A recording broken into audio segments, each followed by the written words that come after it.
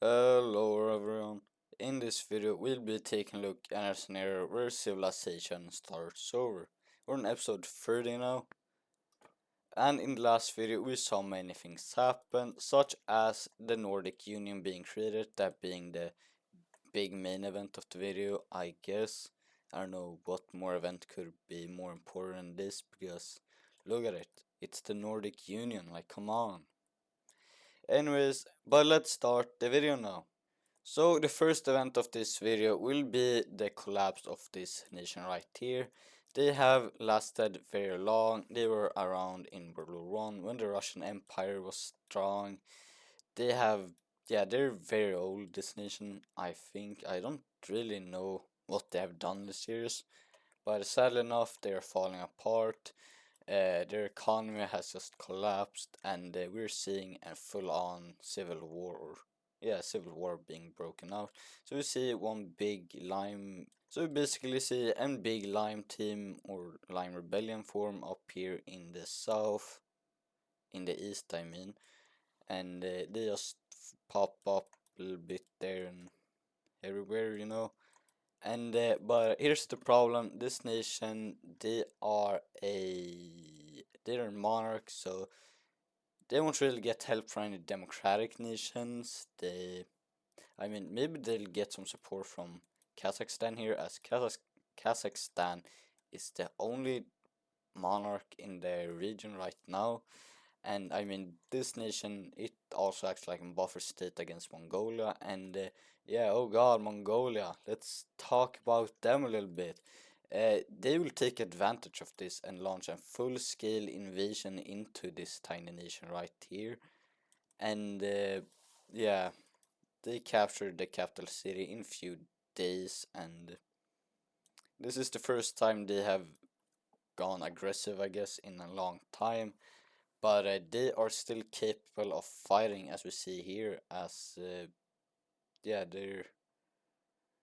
they are not a nation to be messed with. But continuing here with the rebellion, will be actually see this nation manage to fight back and invade into this little area here and fight back here.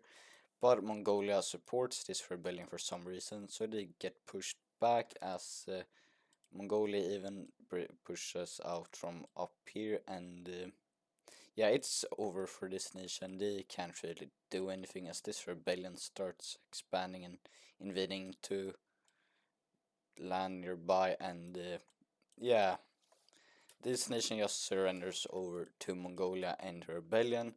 So now we'll be seeing a peace treaty that divides this nation. And here we'll be seeing the peace treaty of this nation right here, and sadly enough it will be divided into three parts here, and it will stop existing. So first of all of this will go over to Mongolia here. This becomes a Mongolian puppet state, and this will be the land the rebellion gets. And yeah, they're kind of rogue state, you could call it, I guess. They're in dictatorship that just focus on expanding, so we'll be seeing how that goes. But they are very close allied with Mongolia. Well, it's not an official alliance, but they have very close ties with Mongolia, so that's why like Kazakhstan won't be invading into them, or why this nation won't be invading into them, or in fact any nation won't be touching them, because Mongolia is an regional power. Yep, that's right. They don't really look like one, but there's a reason they could hold off this land for so long. They can fight China, or at least hold their own against China for a long time and basically destroy China's resources. Really, they have really good defenses, so nobody can touch them. And as you just saw over here, they can even fight offensive wars really good. But looking away from Mongolia here, we'll be looking over at Tunisia here. And I want to show a new layer I created. It's the nuclear facilities. And as you see here, they have one nuclear facility, and that's one right here. They used to have one up here, but if you remember, that was destroyed during the Second Great European War, or the Second Great Mediterranean War, whatever you like to call it. So I guess that's cool. They have one nuclear facility, and I like to say like the more nuclear facilities they have, the more nuclear bombs they can hold. So that will be cool to add later on. And that's the only thing I want to show with Tunisia. They won't be doing anything right now. But yeah, but moving up here, we'll be looking up at a Nordic Union here. So they are in an economical alliance, as we see here. It's the 3-point star economical alliance, I think it's called. But that economical alliance will be expanding, as we now see the nation of Alaska, or North Canada, I don't know, Canada I guess, join this economical alliance. And yeah, this will benefit Alaska very much, as this is a very strong economical alliance, I would say. The strongest economical alliance at the moment would be the Russian economical alliance, but that's only because of Russia. I mean, they have a lot of economical value over here. I think if you take a look at their major cities, yeah, they have a lot of economical value in their nation. So that's what makes their economical alliance so strong. But at the second place we have, of course, these guys, and they're in rival economical alliance, I would say. So even if they're not that big. But what I'm trying to say is that we'll be seeing them make an military alliance, so let's take a look at that. So we see the formation of the 3-point star defensive alliance, and we see it holds these 4 nations, and Alaska too. I don't know, they won't do much to provide with the alliance, as they haven't done nothing since they were created. And this border, I just hate it. Oh my god. But yeah, this border, it's not changing. It's part of history now. So yeah, but now we have this big alliance that is rivaling Russia's alliance. And talking about Russia's alliance, they'll be expanding, as we now officially see Finland join it, alongside a nation that may surprise you, but it's none other than Mongolia. Yep, Mongolia joins Russia's alliance. That's a huge addition to Russia's alliance. But the 3-point star alliance sees that at them threat, and they go over to the trapezoid alliance, I think it's called, and they go like this: hey, we could unite our alliances to form a great alliance to counter the Russian threat, and maybe even destroy the Russian threat.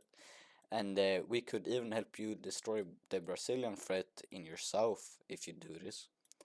And the big American nation right here, they will say that's a good point, but they won't accept that right now, as they have other stuff to deal with.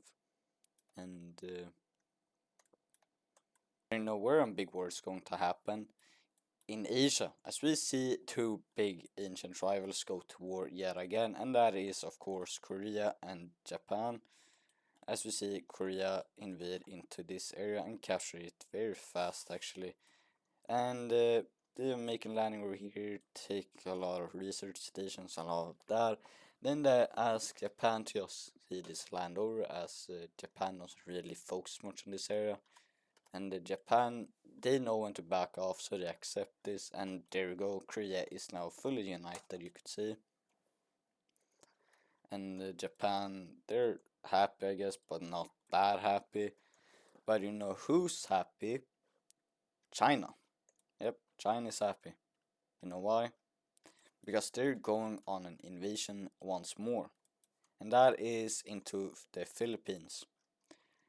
No specific reason, they're just going to expand, and they do so very efficiently, as, come on, they're China. So we see them take over all of Taiwan here, and this island, and the Philippines says, you can keep it, we don't want to fight you.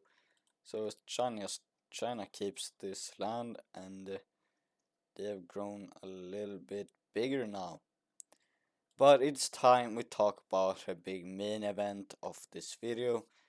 But it's time we talk about the big main important event of this video, and that will be the Russian Empire going to war with the Nordic Union. We see Russian soldiers enter up in here in the north and take over and kind of big part of the Nordic Union before we see them come in from in here in the south and making good and they make a good gain into the Union like that before we see the Nordic Union ask if this is legit or not, and in response we see that Finland sent in their soldiers from their land over here in the Stockholm area, and yeah, it's just all panic in the Nordic Union right now.